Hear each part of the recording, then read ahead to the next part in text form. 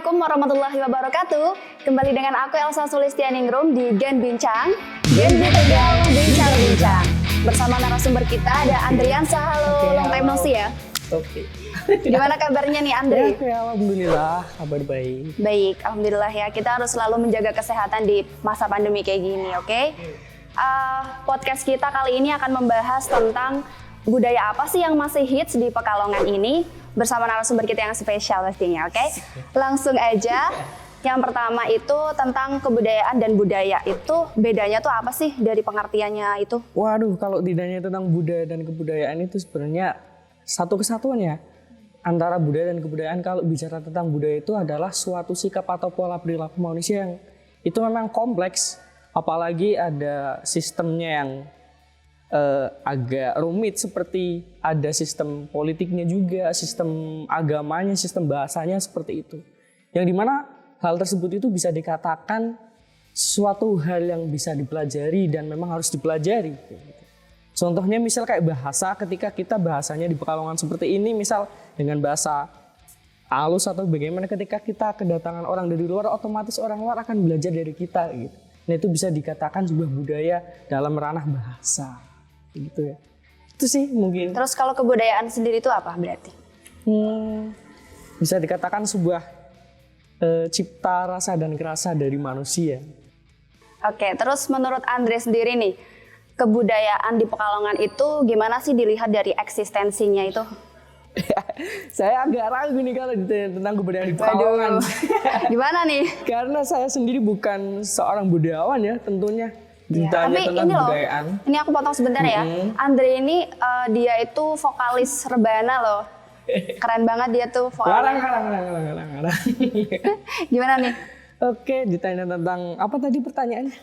Eksistensi kebudayaan di Pekalongan itu seperti apa? Eksistensi yang saya tahu ya. Ya, kalau dilihat dari, karena saya basicnya seorang yang vokal atau basic musik, eksistensi terutama di kebudayaan di masyarakat Pekalongan khususnya di masa pandemi yang sudah semakin terbuka ya, yang dulunya sempat tertutup sekarang sudah semakin terbuka. Sudah tidak terbatasi banget kayak dulu. Ya sudah semakin ramai, misal kayak budaya musik dari band misal sudah semakin ramai, ya, sudah atau bagus banget ya. rebana kayak gitu. Ya sudah semakin ramai.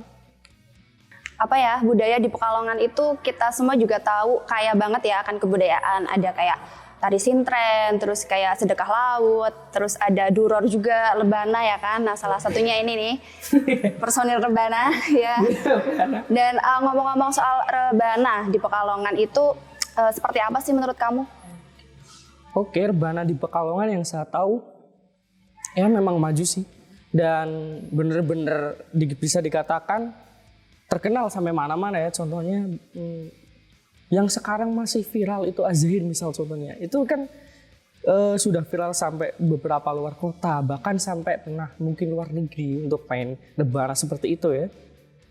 Ya itu sih. Bagus ya? Bagus. Sudah sampai ke kancah yang internasional lah. Ya, semoga semakin sukses juga ya kan. Iya. Kayak sekarang kan zaman sudah modern ya kan. Alat musik sekarang sudah ada embel-embel elektronik ya nggak sih? Bener, kayak gitar elektronik. Drum juga sekarang ada drum elektronik ya kan? Ada. Ya kan kita juga nggak pernah tahu kalau nanti ada rebana elektronik. Seperti apa itu bentuknya?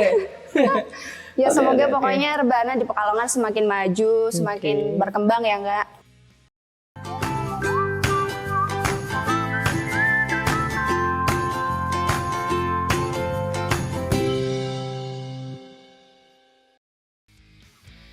Oke, ngomong-ngomong tentang sekarang zaman yang sudah semakin modern, pasti kita tahu dong adanya akulturasi budaya yang mempengaruhi kebudayaan dimanapun gitu ya. Menurut Andre sendiri dengan adanya akulturasi budaya ini, apa sih pengaruhnya buat rebana yang ada di Pekalongan? Oke. Pertanyaan tentang hal tersebut, saya suka pertanyaannya. Karena memang saya sendiri bergelut di bidang seperti itu. Apalagi yang dulunya memang alat-alat yang memang bisa dikatakan tradisional ya. Sekarang sudah ada modern. Kalau bisa dibilang campuran antara kebudayaan yang tradisional dengan modern itu namanya kontemporer kan. Oh iya. Jadi sekarang itu musiknya sudah lebih etnik lagi, lebih keren lagi, seperti antara misal rebana sudah ada keyboardisnya atau ada bassnya. Jadi tadi pertanyaannya apa, saya lupa. Akulturasi budaya itu pengaruhnya apa buat rebana di Pekalongan? Tentunya dengan hal tersebut kita sebagai seorang seniman juga semakin berkembang ya, baik bisa dikatakan baik dan juga bisa dikatakan lebih bermanfaat, lebih berkeseniannya lebih maju, juga bisa dikatakan apa ya?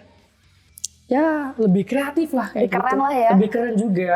Yang dimana dulunya hanya sebatas penampilan tradisional, sekarang sudah semakin Lebih modern lah ya. lah. Tapi emang ngomong-ngomong musik kontemporer itu emang keren banget sih. Iya. Jadi ada bandnya masuk, Oke. rebananya juga masuk, ya nggak sih? Iya, Kayak benar. rebana yang basicnya itu ke tentang lagu Islami, tapi musiknya itu kita selingi dengan musik band. Iya benar-benar, jadi ini Itu kayak pop benar-benar Islami keren. ya, Iya.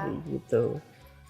Bisa. Terus nih, harapan kamu tentang rebana di Pekalongan ini seperti apa? Waduh, harapannya.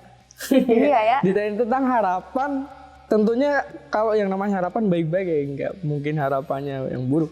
Tentang harapan di Pekalongan, khususnya anak-anak ataupun yang memang bergelut di bidang kesenian, entah itu rebana atau apapun, khususnya rebana nih ya, semoga bisa memang benar-benar mengikuti perkembangan zaman, di mana yang dulunya memang rebana itu hanya sebatas sebuah permainan alat musik tradisional yang itu untuk mengiringi misal Maulid Sibudoror atau apapun, itu bisa berkembang lagi, bisa lebih kreatif lagi dengan alat-alat yang lebih modern, lebih menyesuaikan lagi, sehingga apa yang ditampilkan itu lebih menarik, menghasilkan suatu nuansa yang baru. Oke, jadi kemasannya juga mengikuti zaman, Iya, dikemas secara berbeda juga Iya, ya kan, dengan alat-alat yang lebih modern juga Oke. pastinya ya. Terakhir nih, beri dong apa sih motivasi buat anak muda yang lebih gitu lah, gimana sih biar mereka tuh bisa mencintai rebana gitu. Waduh. Kayak kamu ya kan, kamu kan orangnya tuh rebana banget. Orangnya apa, mukanya kan rebana bulat. Kalau aku dikasih suatu motivasi, apa memberikan motivasi, kayaknya belum pantas ya. Apa yang bisa dimotivasikan dari omongan saya kayak gitu. Gak apa-apa dong, kan kamu punya basic di rebana, kamu juga vokalnya udah luar biasa banget nih vokalnya, udah sampai ke luar negeri kayaknya udah cocok nih. No, belum sampai Dan ke situ.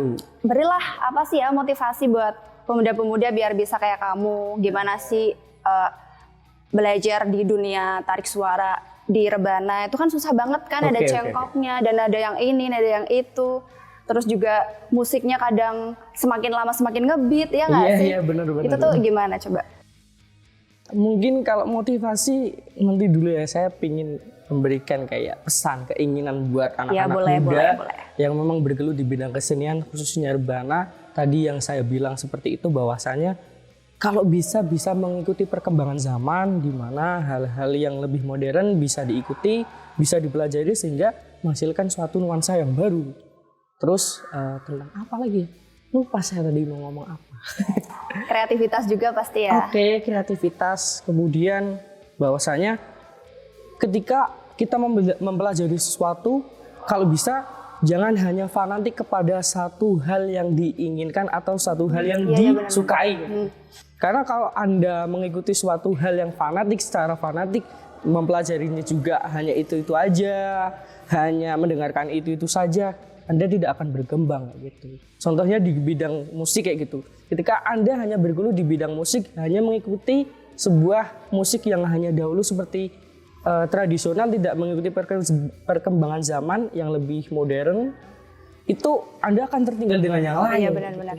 Dan kalau bisa mempelajari genre yang lain gitu, sehingga bisa mengikuti perkembangan zaman yang lain juga yang lebih modern. Karena musik sekarang itu rebana tidak hanya yang mau kayak alat rebana ditabuk topling begitu, tapi sekarang kan ada keyboardisnya, ada apanya seperti itu, lebih bisa menyesuaikan. Tantangan-tantangan yang baru ke depan itu semakin bisa dihadapi, seperti itu pesan saya. Kayak kita tuh lebih ke open mindset nggak sih tentang musik di Pekalongan khususnya ya? Apa itu open mindset?